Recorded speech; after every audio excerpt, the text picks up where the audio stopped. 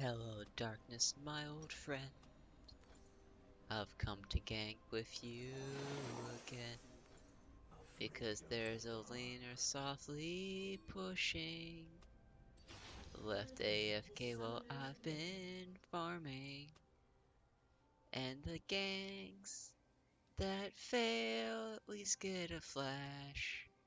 Unless a champion can dash. With the sound of raging. Hello there, I'm Anxiety Acclaim, and I'm bringing you some Jungle Nocturne gameplay. Fun fact, and I know you hear all the weebs say shit like this was actually my very first time as Nocturne. So yeah, keep that in mind if I, fuck up anything at all, and I'm pretty sure I must have fucked something up during this video.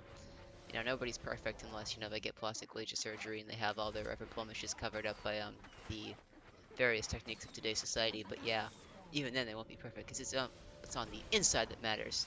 Thanks, Mom. And yeah, just some basic quick rundown. Masteries are 18-12-0. All 8-day ruins because I'm not a fucking pussy. I played jungle to carry.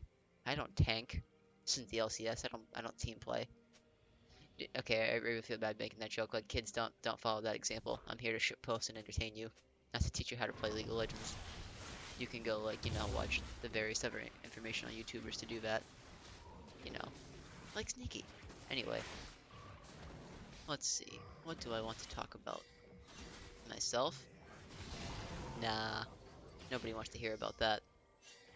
What else? Oh yeah, there are a fuck ton of video games releasing this month. I can talk about those. Alright, so first, Homefront the Revolution. Yeah, the only revolution in this game is to make me realize how shitty a very good concept can come out. Like, I know I deserve some hate here because I actually pre-ordered the game. Sorry. But I got it free as part of a promotion. I bought another game and I got this game free, so, that takes this thing off a little bit, but holy shit. Like, I really wanted to love this game. Like, I played the first one. First one was pretty good, but I thought the concept was very well done. And second one, concept's better. Like, Koreans have taken over. Career.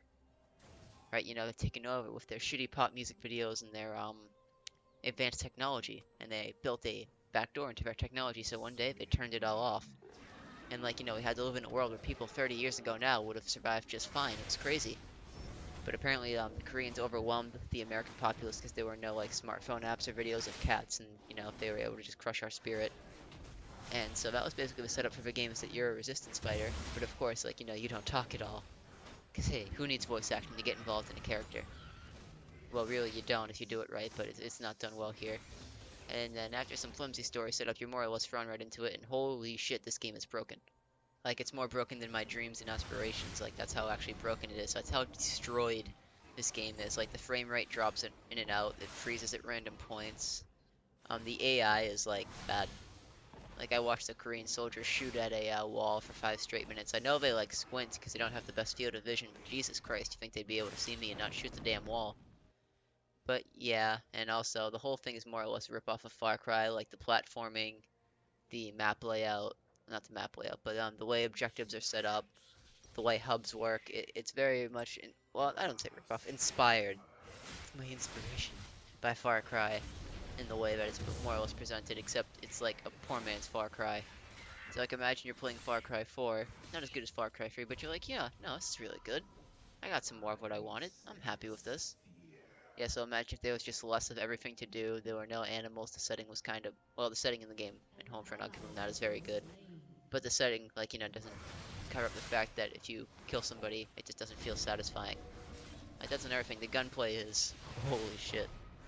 If you remember, the sequel to Red Faction, not Red Faction Guerrilla, the one that came after that, the gunplay in that game was trash, in my opinion.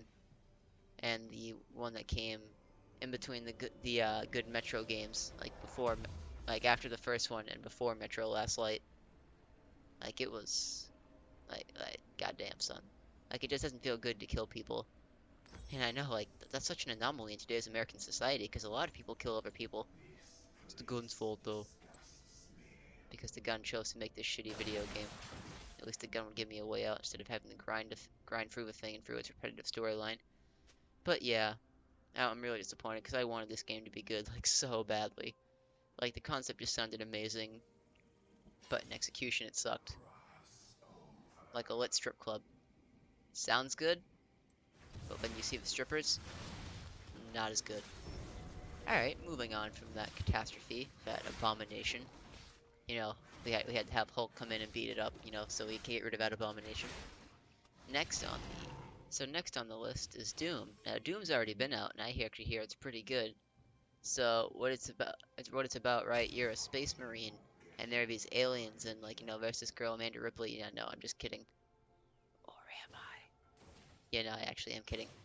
But more or less, it's a shooting game, and a little history about Doom. I actually know a lot about it. Well, not a lot, but I actually did some research on it because the whole origin of the game interested me. Now, Doom was probably the first big successful shooter to release on the video game market.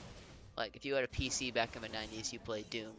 And Doom, the first person perspective, the dynamic combat, and the intense blood and gore inspired a lot of games that came after it, like Quake, and of course, like, you know, the juggernauts that we see today, Call of Duty and Battlefield. And Doom is also a landmark thing, right? Big landmark game, because it was the first instance that a politician or a parent could blame the video game industry for the misbehavior of today's youth. Like, you know, before they would have to blame music, like punk rock, or maybe like, you know, literature, like The Catcher in the Rye. But once they saw this, like, you know, good old Space Marine blasting some demons in the face and blowing them the fuck up with a shotgun, they were like, no, that's the reason my child doesn't respect me. These damn kids in their video games teaches them violence.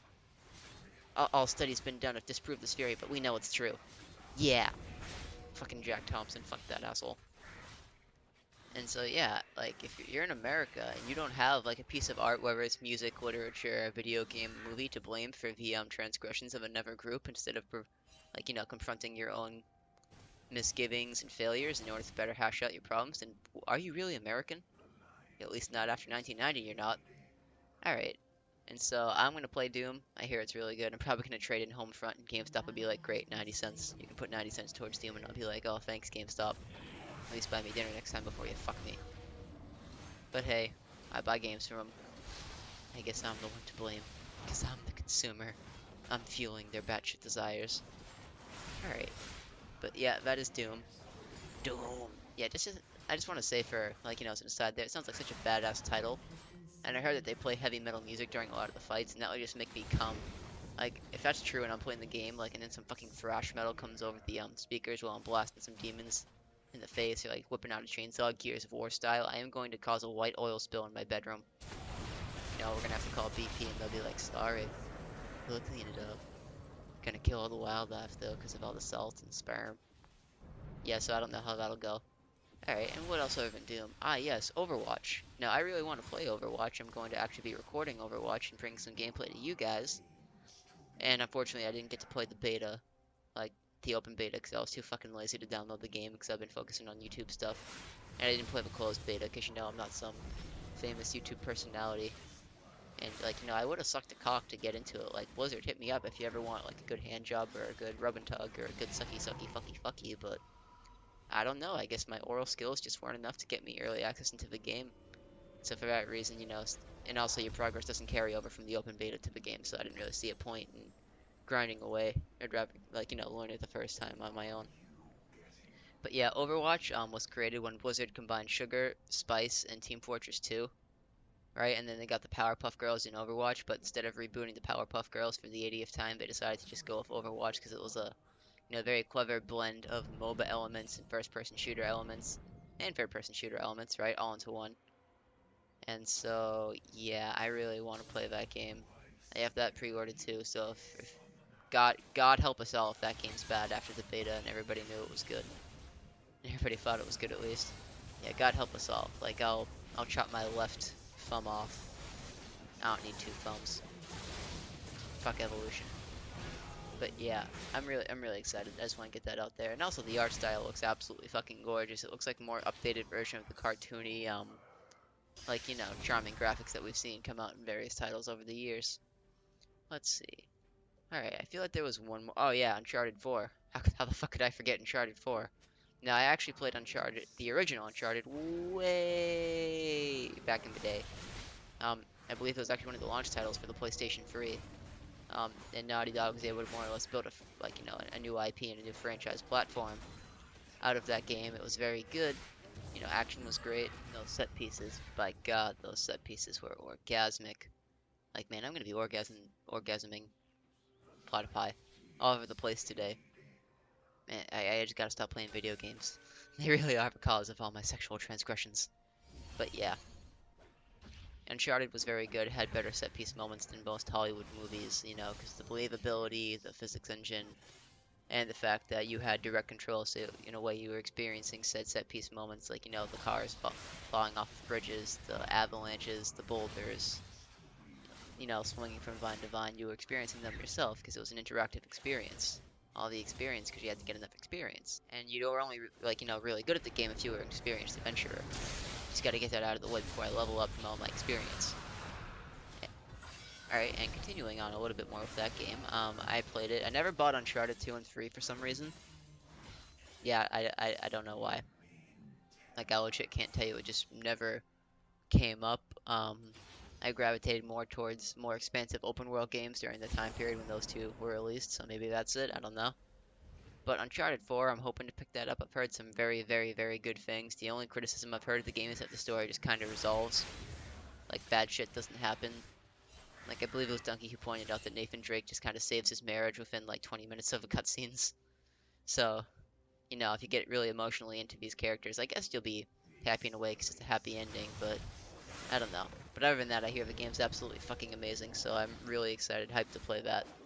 Alright, those are the big four coming out this month. But on the mobile platform, and don't shoot me.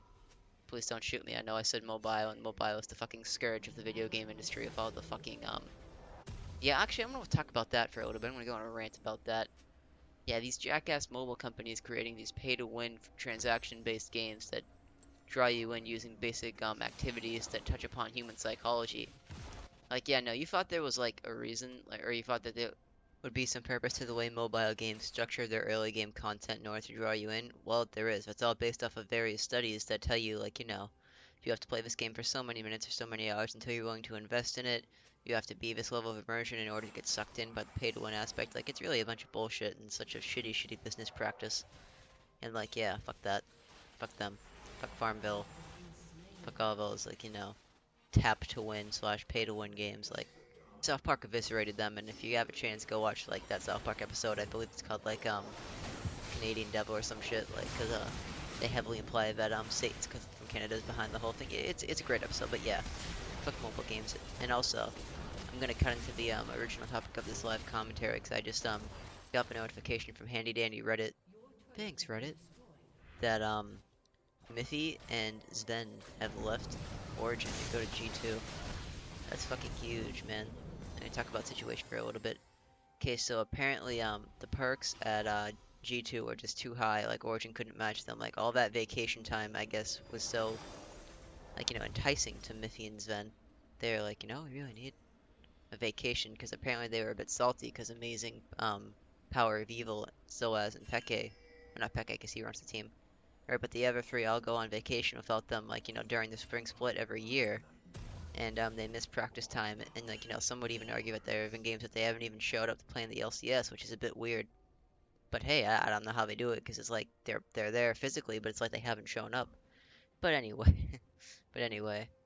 This is huge news because apparently Amazing is quite salty because Sven and Miffy have actually not informed Origin that they were like gonna be like you know GG easy we're out, and that's fucking huge and that's fucking really bad if that's true because first it would breach the well the unwritten ethics of sorts if you want to call them between teams and players, you see. Like, flat out. Like, I usually take the player side. The team can, like, bend the players over and fuck them as many times as they need to. Like, you know, if they feel like that's going to increase their profits or increase their, like, you know, winning percentage or overall team cohesion. So I get it. Like, orgs can screw players as many times as they need to. And then they can, like, you know, not even tip them or buy them dinner. It's ridiculous. But, at the same time, when you sign a contract with another party, there becomes a certain type of etiquette, like, between the two parties. Like, all Sven and Miffy had to do was just pick up a phone and be like, Peke, and Peke would be like, Hola, yo soy Peke. And be like, yeah, Peke, we're out. And Peke would be like, Peke sad. Peke going to go backdoor his millions of prostitutes now in order to make himself feel better. Yeah, I don't know why Peke talks in the third person either. You're gonna have to ask him. And to be honest, it actually is that simple. To compare it to, like, real sports for a moment, the big one that sticks out in my mind that I saw footage of was Nathan Horton a few years ago. He was a top tier hockey player. He eventually had to retire due to, like, his career is over due to back injury, but that's irrelevant to this point. He had been playing on the Boston Bruins for I think about 5 years, and he had had great success with the team, but he wanted to move on. And the way he moved on, all he did was just call management, or he had his agent call management. He was like, "Yeah, guys, I'm done." Like that's all he had to do. Like I imagine it's quite different though for Origin because they had been living in that same gaming house for like what, better part of a year and a half. The five of them all together. I imagine there was some type of bond, some type of connection between the teammates. But just like that bridge in Indonesia, the connection wasn't strong enough. Oh shit. Yeah, no. Yeah, the flow of this video was falling apart faster than that damn bridge in Indonesia. But anyway, to get back on topic, a few things to like dissect, I guess to say from this is that Riot is going to have to make a competitive ruling one way or another. They're going to have to issue some type of statement, especially after the recent fiasco on the NALCS when they forced Team Dragon Knights, Team Impulse, and Renegades to sell their spots after the Count of Monte Carlo, like threw a hissy fit on Twitter after the fact, and it all blew up. Now Riot put in a very harsh ruling there, like extremely harsh, like BDSM harsh, like punish me daddy harsh. Like it was really fucking harsh. I just want to make that point. They forced the free teams to sell within 10 days of notice. And as to my knowledge, I don't believe TDK or TIP has sold yet. Renegades was sold to NVS, the Call of Duty organization. And I believe they have a Counter-Strike team as well, but that's beside the point. But yeah, if it's true that GT more or less poached Sven and Miffy from Origin, regardless of whether or not Sven and Miffy actually wanted to leave. Because well, it's important in this context, because I guess they wanted some vacation for themselves, And Origin, apparently, I joked about this before, but I might as well explicitly say it. Apparently, it's been rumored that Amazing, Soaz, and PoE don't exactly have the best work ethic. Like, Soaz in particular is a fucking baguette. Like, he just sits there, like, all bready, and when you bite into him, like, he just feeds everything. At least during the regular season, and after that, he fucking destroys you with his baguette powers, but, that regular season can get really frustrating. Especially if you're Sven and Miffy, just chilling down there in bot lane, generally constantly winning unless you're against, like, Forgiven, or, Reckless when he had to go off and carry Fnatic the last split. Yeah, I think Riot just needs to step in. They need to call Nick Allen, because they hadn't really been doing a fine job so far, but I think a fine's going to be in order, because, whether or not you think this is fine or not, I think, they'll find a reason to find someone. That's the second time I've used that form of joke in this video, and I could not give less of a fuck. The senior slide's even touching my YouTube videos now. Oh god. Oh god, the mercy. The agony. Alright, so, yeah, this is, well, to be honest, it's a huge shit show. Like, Amazing's going up on Twitter. I'm reading his tweets right now, actually. I'm gonna pull it up if I can. And, yeah, I know it's usual for, like, Amazing to go off on Twitter anyway. But, this seems much more personal. I'll read it. To elaborate on earlier, leave during the offseason all you want. Your contract is out. Actively try to join another team during it is BS. So basically he's alleging that Sven and Miffy, when they were under contract, were already making contact with G2. Now, I know Amazing, like, he could probably, like, if he gets really angry, he turns into a volley bear. He's really hard to talk to. And you're like, wow. Yeah, you're like, Jin, wow. Yeah, that last one was fucking awful, but hey, I had to set up Amazing and Zinzao somehow since we're talking about Amazing. Oh my god, did I say Amazing and Zinzao? No, I meant Volibear and Zinzao. God damn, I'm already tilted. This game tilted me, and I think it's tilted me into my commentary. I'm fading away. I've made my mistakes. Yeah, I just brought you all back to a high school assembly with that song. Simple Plan. Untitled. And continuing on the discussion about Origin and G2, it seems like Amazing is extremely slighted. And honestly, I don't blame him. Like, I'm a TSM fan myself, so I'm biased, even though Amazing trash talked the fuck out of us at IEM, and he was like, "Oh, you are another EU team. My name is Maurice Schwager." But to be fair, he he left TSM because he wanted to go home to Europe. Like that's how much he values team environment and like, you know, friendship and all that shit. So if it's true that G2 poached Sven and Miffy, or that Sven and Miffy were like, you know, I'm moving out, they went full out and John there, then can see how he's gonna be pissed. And of course, Soaz seems to be eternally salty about everything. Like, if you read his Twitter, it's a goddamn salt mine. Like, you could airdrop Soaz's Twitter into a Latin American country, and the locals could farm it for many months. Like, you know, have a little sustainable local economy out of it, because there's just that much salt. Have I made that joke before? Probably. I never said I was original, kids. But at the same time, I do see where Origin is coming from here. You think you know a guy, and then you don't. Like, it happens all the time in professional sports, but professional sports is more of a business, and remember, there are multiple people on a team. Like, we have seen some nasty breakups. Like, obviously, the big one that comes to mind is LeBron leaving Cleveland. Then, you know, he went back, so everybody forgot about it. But when he left, people were fucking pissed. And I mean pissed, like DMV levels of pissed. At the same time, though, like, you know, he has that opportunity if he wants to, but I don't think I've ever heard of a player in pro sports, well, I'm sure it's happened before, at least not recently, have their agent, like, you know, reach out to, other parties looking for a new team, unless it was a very, very, very unique situation. Like, obviously, there's the Tampa Bay situation with Jonathan Drouin, where he was like, I'm not going to strike twice in the same place for the Lightning if you're going to have me strike in the minors. So he went on strike himself, and Steve Eisman was like, LOL, I'm not going to play you. You're going to get benched. Go on vacation like G2, I don't give a fuck. And so he didn't trade him, and he didn't have him called up by the coach. And so Jonathan Drouin more or less rotted away for like a good 2.5 months, and now he's lighting up the NHL playoffs. So I guess that story had a nice happy ending. Just like a fairy tale. But not a Disney fairy tale, because the parents will die. But just to wrap up this discussion a little bit, this rambling, gambling man discussion. Yeah, I do understand where Origin's coming from. Like, I know I've repeated that phrase a few times, but to be honest, like, the social dynamic is important to realize here. Like, there are 5 people on Origin. 5. $5. Foot long. In prison. Take that, Jared Fogle. I'm sure he is taking it. And at the same time, you know, when you have those close teams, I guess, so to speak. Like, I guess you see that with basketball a lot, since, like, you know, starting 5 in the lineup, the, you know, the starters. Starting 5 starters, whatever you want to call them. Play the majority of the game and also practice the majority of the time together outside of the game, so they get to know one another and they form interpersonal relationships that carry on to the court, at least in theory. Now, you saw with Origin going on a run that all the way to the semifinals of Worlds last year. Those bonds were obviously quite strong. They trusted each other. They knew, like, hey, if I'm getting ganked, you know, so and so is gonna TP in, or if this happens, I can count on support from this player. Like, you know, the synergy was obviously there, and it showed against teams who may not have had the best synergy and who were relying on raw talent, or they had synergy but just simply wasn't as strong. Now, if you're G2, I haven't talked about this yet, you probably just don't give a fuck what the community cares about anymore.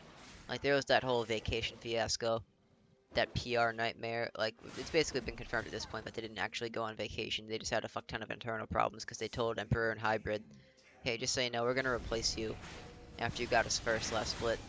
Don't take it personal, and by the way, try your hearts out at MSI, kids. Because I'm sure you're very motivated to win for this organization and bring a trophy home for Ocelot. Yeah, G2 needs to fire whoever their PR manager is, like, because, oh my god, I could do a better job. Like, I would post inflammatory memes and, like, you know, write the blog updates and, like, just fill them with aggressive rhetoric the entire time, and I could probably do a better job. Like, I'd get a better response. Yeah, fuck all you nerds on Reddit. We didn't go on vacation. Oh well, at least they didn't go on vacation.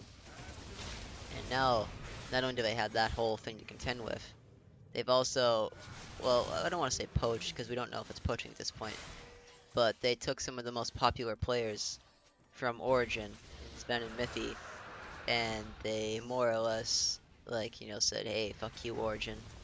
These are our players now. Sven's like, yeah, look at me. I am the AD carry now. And this was also a PR disaster because all the players on Origin were tweeting about it, pissed off, angry, just like constantly. Like, you know, I talked about that earlier, but that type of anger only sprouts up in the case that someone's been personally wronged. I feel like you understand, like, because most players do understand, but this is a business, and that, like, their friends can leave at any point. However, it's become evident that they truly thought that they had something special going on there, and I guess they didn't. And G2, I guess, yeah, they really don't care at this point how they're perceived. Like they're probably gonna win the next split with that ridiculous lineup. Kika's Trick, Perks, Sven, and Miffy. You know, all Kikis has to do is sit on tanks. Perks can play aggressive as fuck. Sven and Miffy can carry. Trick has like two good lengths to gank, and then he can gank Kikis if he's feeling like, you know, a generous guy. And other than that, I mean, I really don't see how G2 can win any type of fan base back. Because not only did they take players from another team, they took it from Origin, which had the second strongest following behind Fnatic. They were more or less Fnatic Black. And I guess I'm happy to have what will probably be the new El Clasico between G2 and Origin, which by the way is the first match of the EU LCS Summer Split since they were both the champions. Like, you know, they made the championship last split. That was the spring finals. And I'm really glad to best of two though, because if they tie, that's really going to enhance it for me as a viewer, and I'm going to understand the European way of doing things. Because as a North American, I don't understand the great competitive aspect behind ties. I don't truly grasp and appreciate the depth of emotion that goes behind a tie. Like, you know, it's not the thrill of victory or the agony of defeat, it's the apathy of a tie. Like, it's like more apathetic than that tie a businessman puts on every morning when he goes to his shitty 9 to 5 job. So yeah, I truly do hope they tie. Although Origin, you know, despite losing Sven and Miffy, they replaced him with Forgiven and Hybrid. So that's going to add more fuel to the fire because, of course, Hybrid's the former G2 support who was told he was being replaced. So he's going to have a B under his ass. And I don't mean like the bug, I mean like a literal B. So he can like go back to base anytime he wants just by spanking himself. So I don't know, Riot's probably going to have to get on that too. Like, you know, it'd be very interesting to read their ruling on that. Or if they want to, like, you know, join in just to demonstrate the effectiveness of the illegal measure. Oh, Riot, you naughty, naughty boy. And yeah, that's about that whole situation.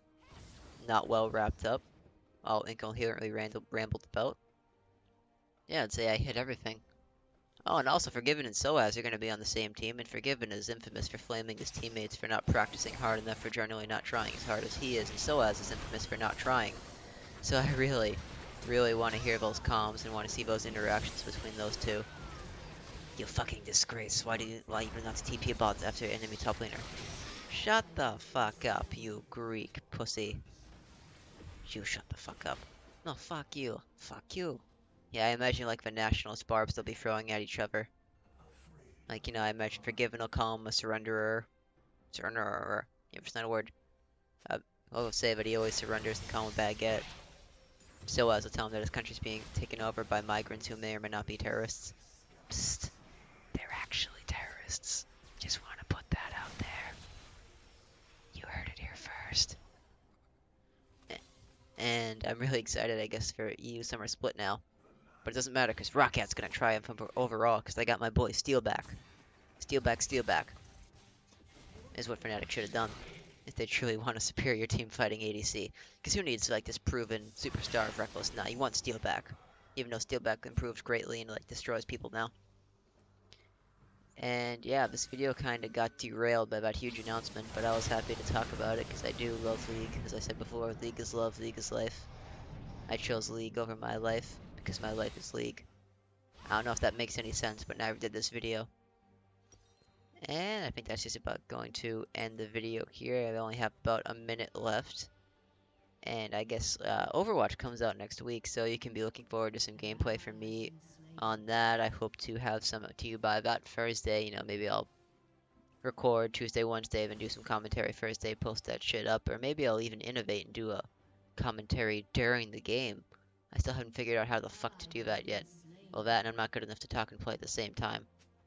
Like, you know, that's really going to be troublesome for me if I ever date a girl who wants me to talk during sex. Because how are you going to, like, you know, talk and have foreplay at the same time? You're not going to be able to do it. Just like Origin probably won't win without Sven and Miffy. Oh. Oh. G. Oh, G. Yeah, that's probably the finals again. Origin and G2. And I'm pumped about the Scarf versus the back door. Spaniard on Spaniard. Who will win? Find out next time on Dragon Ball Z.